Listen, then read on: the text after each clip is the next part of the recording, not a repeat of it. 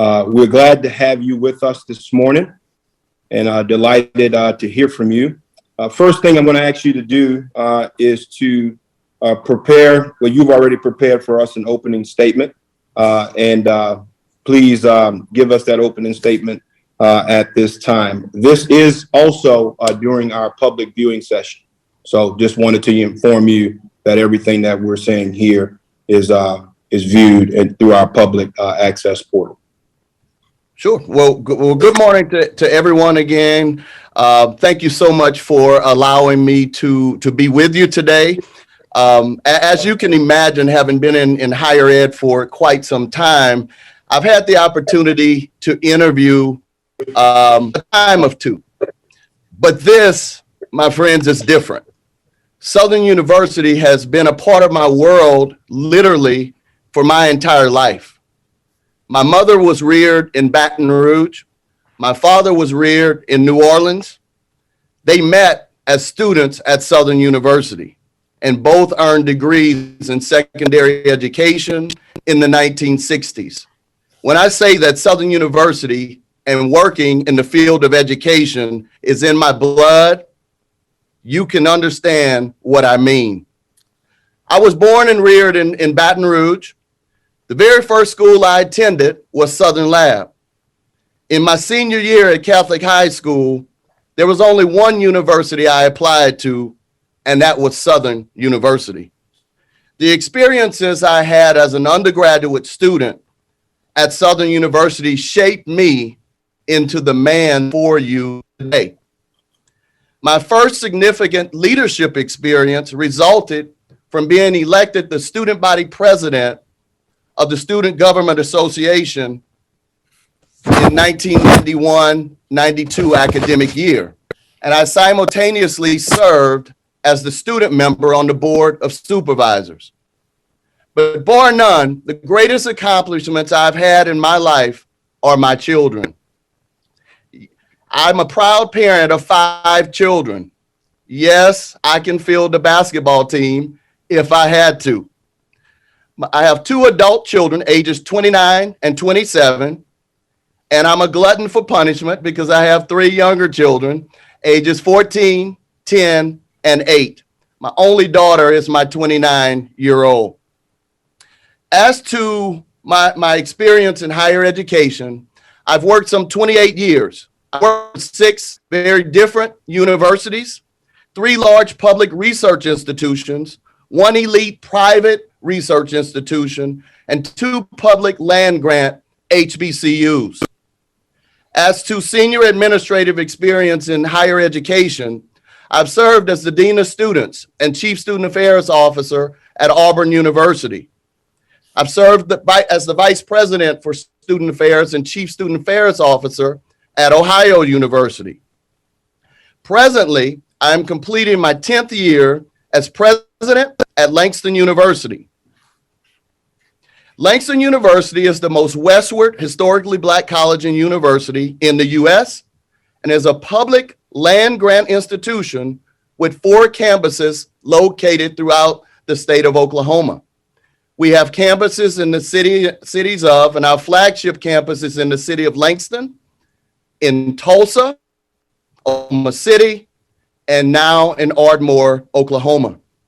Serving as president has afforded me many opportunities, but I've also been afforded opportunities to advocate nationally for all HBCUs.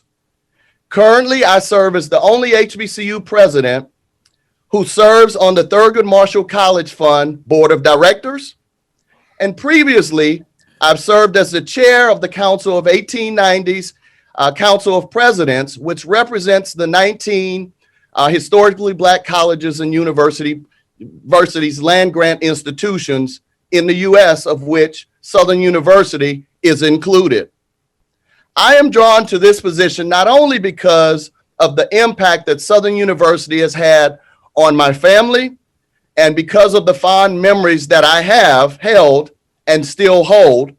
More importantly, drawn to this position because of my experiences in higher education have prepared me for this opportunity at this pivotal time in Southern University's history, especially as it is on a continual rise to national prominence. I am confident that my leadership experience and record of accomplishments have prepared me for this opportunity. I am excited about the prospect of serving my alma mater as the next president and chancellor of the Southern University system. Thank you for this opportunity, and I look forward to sharing more with the search committee and responding to their questions. Thank you, Dr. Smith. At this time, the chair will entertain a motion to go into executive session. So moved. Second. All right, it's been properly moved and second. All those in favor? Aye. All those opposed? All right, motion carried. Dr. Kimbrough, if you would, we would provide you with an opportunity to give us a brief opening statement. All right. Well, so good morning to everyone. I am excited to be here with you this morning. And let me just sort of give you some context as to why I'm here. At the end of last academic year, I finished my 9th year as president of Dillard University here in New Orleans and started to ask those questions about what's next for me. I grew up United Methodist preacher's kid, and we talk about this idea of an itineracy, where, you know, a pastor is in a place for a period of time and it matches their gifts and graces with what's needed with that church. So having that sort of as a background, I think, well, you know, what's next for me? Where's Dillard now? Where can I be of use and of service other places? So I thought about it. I talked to one of my mentors, Janetta Cole, who had been president of Spelman College, and she was there for 10 years. And at the beginning of her 10th year, she goes in and she tells the community that that's going to be her last year. So I asked her why she did that. She said, it's good for the institution, brother president, and it's good for you too. So talking to her and other people, I decided, you know, this past summer, this would be my last year. So I'm just sort of now experimenting with this faith walk to say, well, what is next for me? I wanted to make sure I gave this community plenty of time to have a smooth transition, because I've had a great experience here. We'll talk about some of the metrics as part of the conversation, but I really wanted to try to figure out what would be next. And it's interesting too, because at 54 years of age, I am still 9 years younger than the average college president. But entering my 18th year as a college president, I've been a president for a third of my life. So this is a part of my way of life and what I do, and a lot of experience, but still a lot more that I can contribute, and excited about doing that. So when I saw this opportunity, it was very intriguing to me. I thought about it and I said, well, I know there are going to be lots of great candidates, which you have an outstanding pool of finalists. I think I've ever seen one where everybody's a sitting president. So you've got a great pool to choose from, which is great for the institution.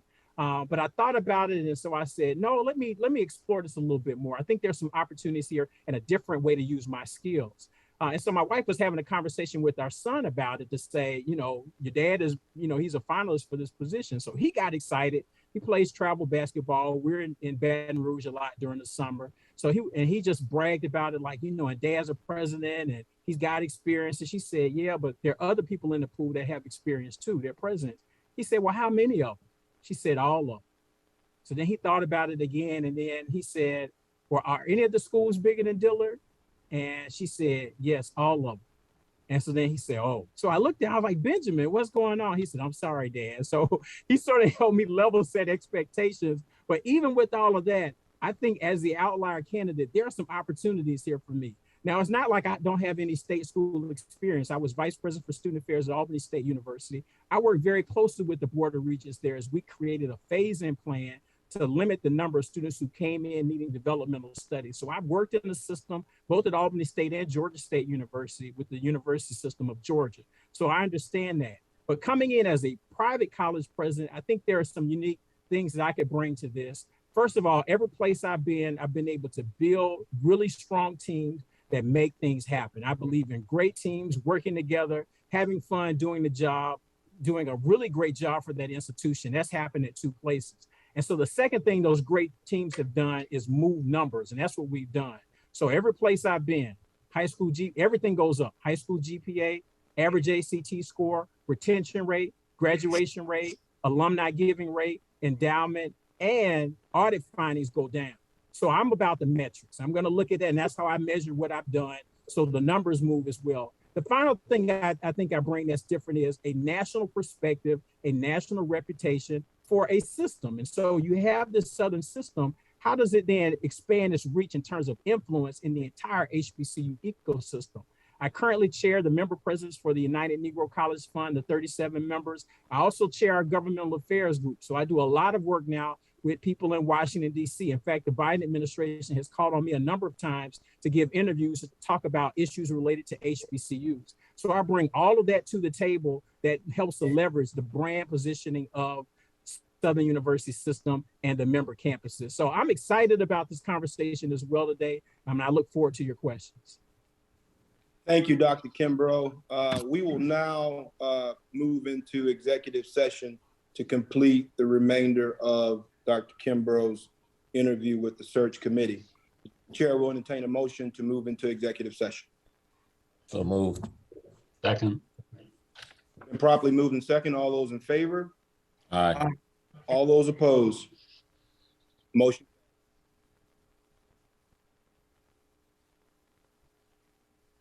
Dr. Alexander, any questions?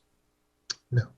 All right, we will provide the opportunity for you now to make some opening remarks.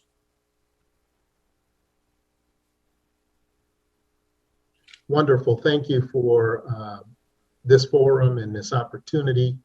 I'd like to thank all of you for taking on this role of looking for a new president. I know it's a lot of work involved, but this is a very important position. It's a very important position for higher education in the state of Louisiana. I currently serve as chancellor of the University of Arkansas at Pine Bluff, and we're located about 100 miles north of the northernmost border of Louisiana. And at the University of Arkansas at Pine Bluff, we're joined by the Southern University as an 1890 land grant HBCU partner. But I join you today from my remote location at the NCAA convention in Indianapolis. I'm delighted to be here to interview for the President-Chancellor of Southern University System and the Southern University at Baton Rouge campus. It's the nation's only HBCU university system. It's also Louisiana's R2 land grant HBCU. Wow.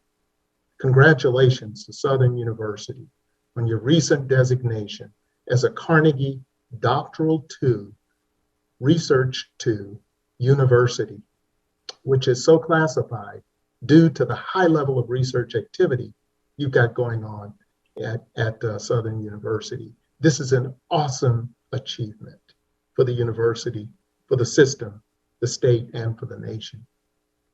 I'm here because of my firm belief in the value of higher education for the people of Louisiana and the great value that Southern University brings as a leading institution in higher education.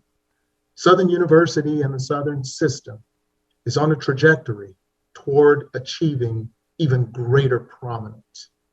The university has had a tremendous impact on folks like me, from low income, first generation, from the inner city, and on students from rural areas as well. And it has magnificently impacted the state, the nation, and the world. It's had great leadership for the last 7 years under Dr. Ray Belton, my colleague. I congratulate him on his success, and I stand ready to take the baton and move Southern to the next level of greatness. Louisiana is my home state. I was born in New Orleans, grew up in the 9th Ward in the Desire area. I'm a proud product of the Orleans and Jefferson Parish school systems. I graduated from West Jefferson High School in Harvey, Louisiana. I obtained degrees from UNO in Tulane. In college, I got the opportunity to work for Schwagman Brothers Groceries and the Toulouse Theater and the French Quarter and the Marriott Hotel, all while serving as staff and later as editor-in-chief of my college newspaper. I went on to become a staff writer for the Times-Picayune. That's after serving as an intern in Houma, Louisiana at the Houma Daily Courier. And I'm still a proud member of the Louisiana State Bar Association. I feel a strong connection and affinity to Southern, as I have many friends and relatives who are graduates. As a member of the SWAC, my institution competes annually with Southern University in all of our sports. I also represent Southern University and all of the institutions in the SWAC as the chair of the Council of Presidents and Chancellors in the SWAC, and on the NCAA Division I Presidential Forum in the role of vice chair. I bring to this position a unique combination of faculty and academic leadership experience as an award-winning, distinguished professor and First Amendment scholar. I started out on the faculty of UNO and Temple University, and then served for 22 years at a top flagship land grant research university, the University of Florida, which is ranked 5th among all national public universities and is a member of the prestigious Association of American Universities, the AAU. I've spent more than 20 years of academic leadership experience in positions like chair of the Department of Journalism at Florida, associate dean of the Graduate School at Florida, director of the Office of Graduate Minority Programs there, provost fellow in the Office of Academic Affairs there, and now chancellor of the University of Arkansas at Pine Bluff for the last going on 9 years. Add to that, on last Friday, the White House announced the intention of President Joe Biden to appoint me as chairman of the Board of International Food and Agriculture Development, an advisory panel to USAID on food insecurity at developing nations globally. I'm honored to receive the appointment, and I look forward to serving our country in this important area. I'm interested here because there are many opportunities for this university, and I'll summarize.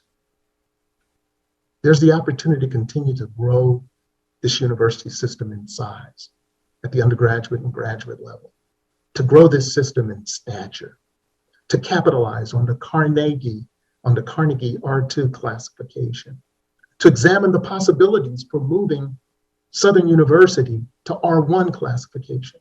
Currently, there are about 10 HBCUs that are in R2 classified. That's about 10% of all HBCUs, but there are no R1 HBCUs currently.